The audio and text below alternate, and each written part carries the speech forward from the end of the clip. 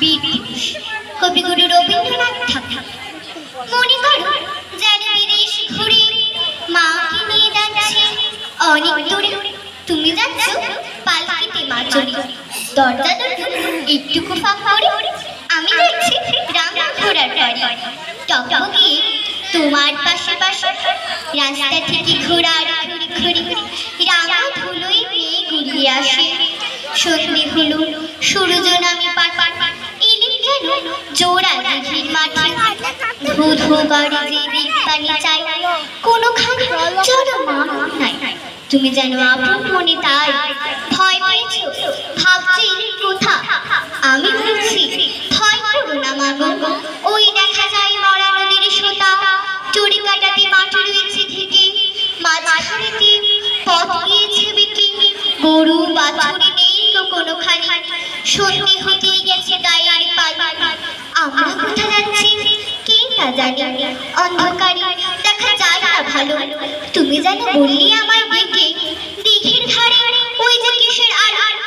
এমন সময় হারে ওই যে কারা আসছে ডাকছে রে। তুমি ভয় পাল্টাতে এক কোণে ঠাকুরের দেবতা স্মরণ করছো মনে। বেয়ারাগুলো পাশের কাটা বনে পাল্টি ছেড়ে কাঁপছে থর থর।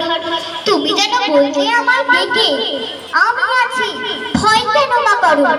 হাতি লাঠি মাথায় ঝাঁকড়া চুল, কালে তাদের গোজা জবার ফুল।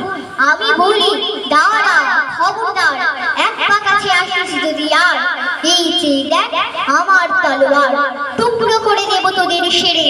শুনে তারা লম্ফ দিয়ে ওঠে, চেঁচিয়ে উঠল হারে। তুমি বললে যাস রে খোকা ওরে, আমি বলি দেখ না চুপ করে। ছুটিয়ে ঘোড়া গেলেন তাদের মাঝে, ঢাল তলোয়ার গ্রন্থ নিয়ে বাজে। কি ভয়ানক লড়াই হলো মা, যে শুনে তোমার গায়ে দেবে কাটা। কত লোক যে পালিয়ে গেল ভয়ে, কত লোকের মাথা পড়লো কাটা।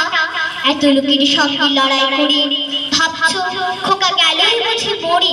আমি তখন রক্ত মেখে ঘেমে বলছি এসে লড়াই গেছে থেমে। তুমি শুনে পালকি থেকে নেমে চুমু খেয়ে নিচ্ছ আমায় কোলে। বলছো ভাগ্যে খোকা সঙ্গে ছিল, কি দুর্দশা না হতো তা না হলে। রোজ কত কি ঘটে যাহা তাহা, এমন কেন সত্যি হয় না আহা। ঠিক যেন এক গল্প হতো তবে, শুনতো যারা অবাক হতো সবই। দাদা বলতো কেমন করে হবে, খোকার গায়ে এত কি জোর আছে। পাড়ার লোকে সবাই শুনে ভাগ্যে খোকা ছিল মায়ের কাছে। নমস্কার।